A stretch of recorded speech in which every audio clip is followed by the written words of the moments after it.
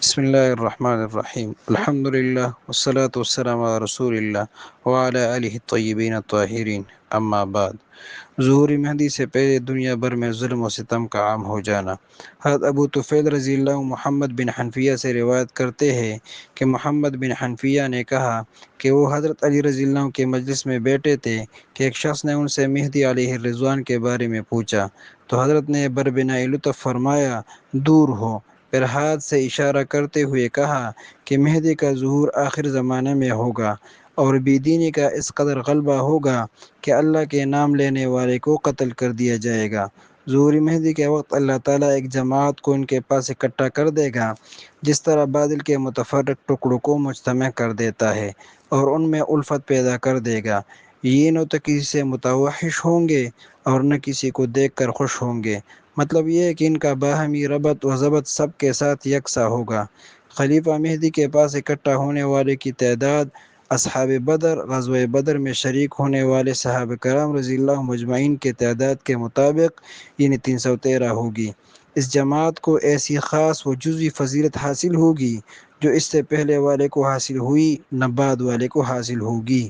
نیز اس جماعت کی تعداد اصحاب طالوت کے تعداد کے برابر ہوگی، جنہوں نے طالوت کے ہمراہ نہر اردن کو عبور کیا تھا۔ حضرت ابو طفیل رضی اللہ عنہ کہتے ہیں کہ محمد بن حنفیہ نے مجھ سے پوچھا کیا تم اس جماعت میں شریک ہونے کا ارادہ اور خواہش رکھتے ہو؟ میں نے کہا ہاں، تو انہوں نے کعبہ شریف کے دو ستونوں کی جانب اشارہ کرتے ہوئے کہا کہ خلیفہ مہدی علیہ رضوان کا ظہور انہی کے درمیان ہوگا۔ اس پر ابو طفیل رضی اللہ عنہ نے فرمایا بخدا میں ان سے تا حیات جدا نہ ہوں گا۔ راوی حدیث کہتے ہیں چنانچہ ابو طفیل رضی اللہ عنہ کی وفات مکہ معظمہ میں ہی ہوئی۔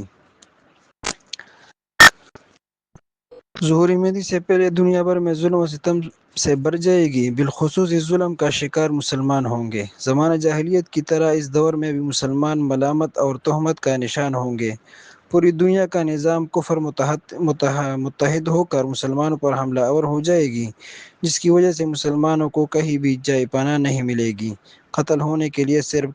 کلمہ گو مسلمان ہونا کافی ہوگا، جیسا کہ فرمایا وَمَا نَقَمُوا مِنْهُمْ إِلَّا أَن يُؤْمِنُوا بِاللَّهِ الْعَزِيزِ الْحَمِيدِ۔ یہی مفہوم اس حدیث میں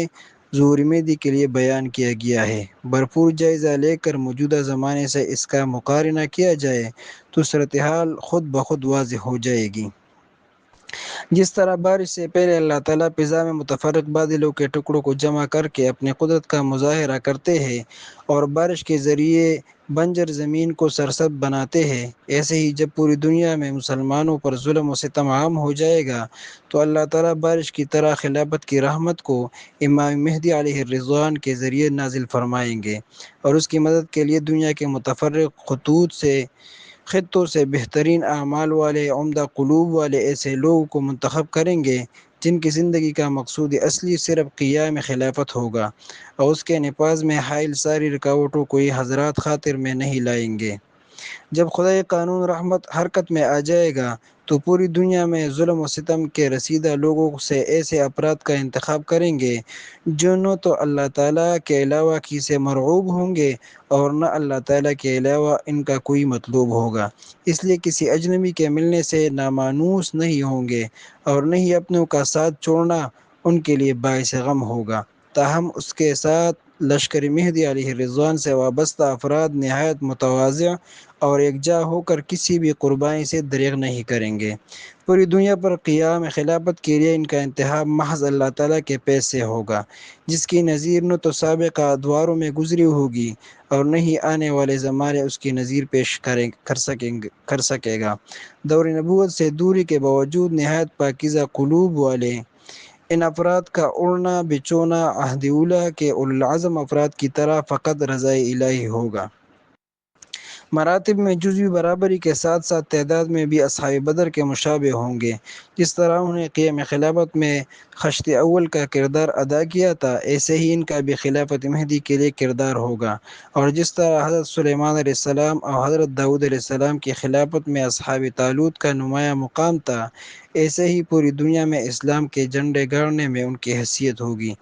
اسی طرح اس حدیث کے روح سے یہ بات معلوم ہوئی کہ امام مہدی علیہ رضوان کے آنے سے پہلے ان کا انتظار کرنا اور دوران انتظار مکمل شریعت کی ذمہ داریوں کا نبھانا نہ صرف عمل صالح ہے بلکہ حضرت تابعین کا ایک ممدوح عمل بھی ہے۔ یہی وجہ ہے کہ ہمارے اکابر میں سے حضرت مولانا امداد اللہ مہاجر مکی رحمہ اللہ نے بھی صرف اسی غرض کے لیے مکہ مکرمہ ہجرت کی تھی۔